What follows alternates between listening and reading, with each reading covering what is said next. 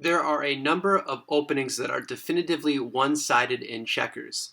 Some of these openings are so difficult and challenging that trying to win is a pipe dream and merely surviving becomes the goal. I'm going to talk about one of those openings today, and that opening is called the black hole.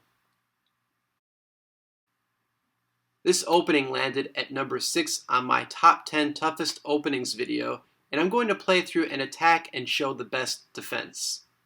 With these openings, there are nearly limitless attacks, and there are unique and critical defenses to each of them, and I'm sure some of you have your own preferences. My philosophy is to attack creatively and defend simplistically and naturally, and that's what I'm going to show today. So, if you're ready, let's enter the black hole.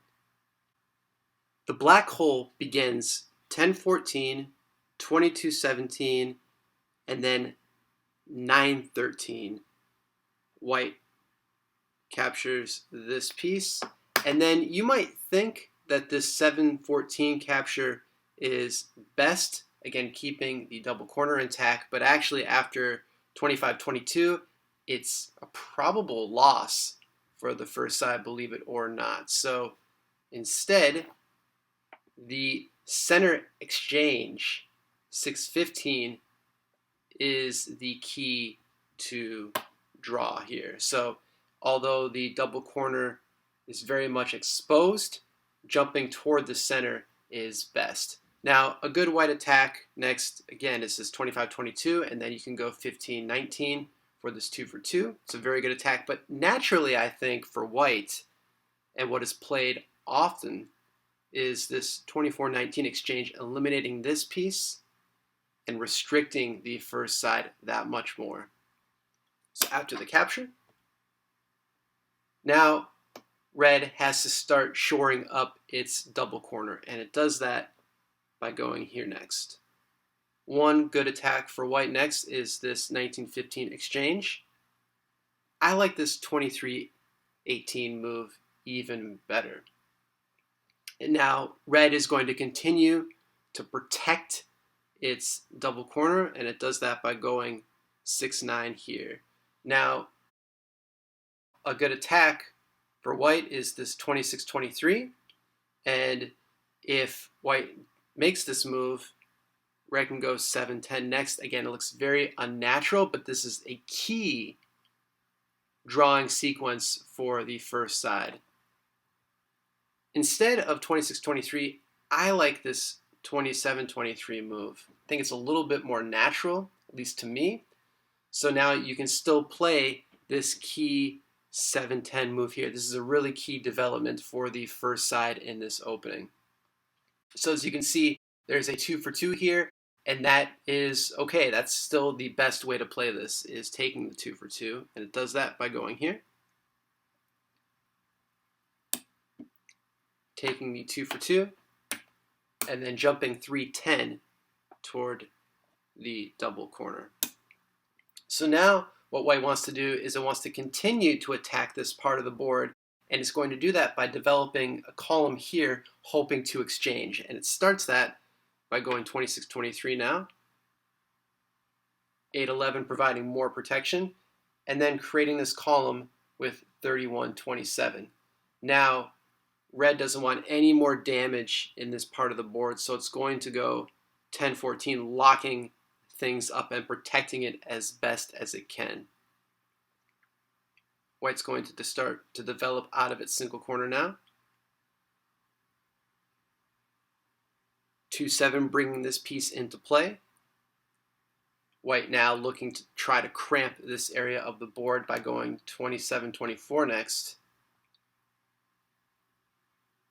Red stops that by going 11-16, further developing the single corner for white. Red making an inroad now into white's double corner, protecting that with 32-27. And then this key 4-8 waiting move for the first side to more or less force in 24-19. So creating an elbow now, so white has to be a little careful. Red goes here, looking to cramp this area. White is going to exchange off this piece as best. And now red has a 2 for 2. And I'm sure some of you can see this at this point. Red's going to go here. White's going to capture. And then red is going to go here for the 2 for 2. Now this piece is exposed, but the timing is just right for the red king to get this piece back. So let's play it out. White's going to go here. Red is going to get a king. White's going to attack this piece now. Red king comes out. White gets the king. And then red is going to press this piece here. Now, one sequence may be going here next for white, capture, and then bringing the king out. So again, there's still some play here, but this is a draw at this point. It's a little bit more careful play, but this is really one of the drawing sequences for this white attack. Okay, let's play through the black hole again, but this time you can see it from the attacking side from white's perspective. So again, the opening begins 10-14, 22-17, and then 9-13. So after the exchange, now again, jumping toward the center is the best move. As I mentioned, this 25-22 move is also good, but I think this 24-19 is a little bit more natural and probably even more commonly seen in today's game. And now red has to start shoring up its double corner. Again, this 19-15 move is also very good, but I think this 23-18 move is a bit more natural. Red goes 6-9 next. And now again, 26-23 is also good. And if white does that, then again, as I mentioned, 7-10 is best. And then going 18-14, jumping this way. And that's the key drawing sequence there. But instead, I like this 27-23. I think it's a bit more natural. 7-10 is still played. And then you have the 19-15, 2 for 2.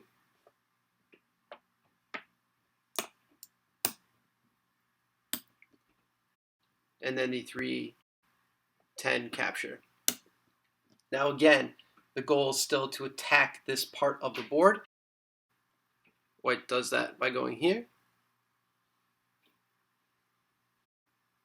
creating a long column here to attack this part of the board, but red stops that by going 10-14, starting to develop out of the single corner for white.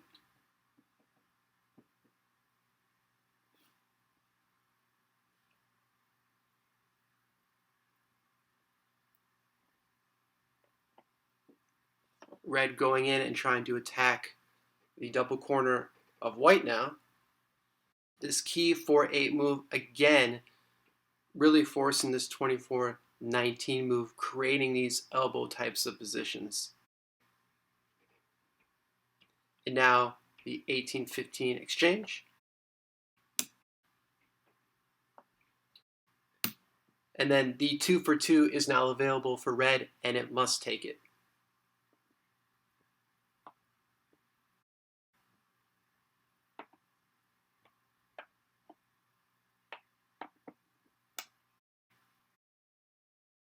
And now again, the timing is just right to draw.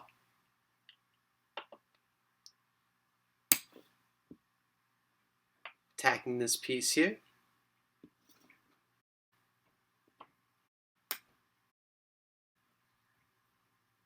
And then pressing this piece here, and then again, white can go here next, and then bringing the king out. There's still some work to be done here, but this is a drawing position at this point. Hopefully, as you all watch these videos, you'll notice the general checkers strategy of attacking and defending the center applies to nearly all openings. Even in some of the most difficult openings such as this one, that's still the case. What separates this opening from other, more balanced openings is defending the center is far more difficult.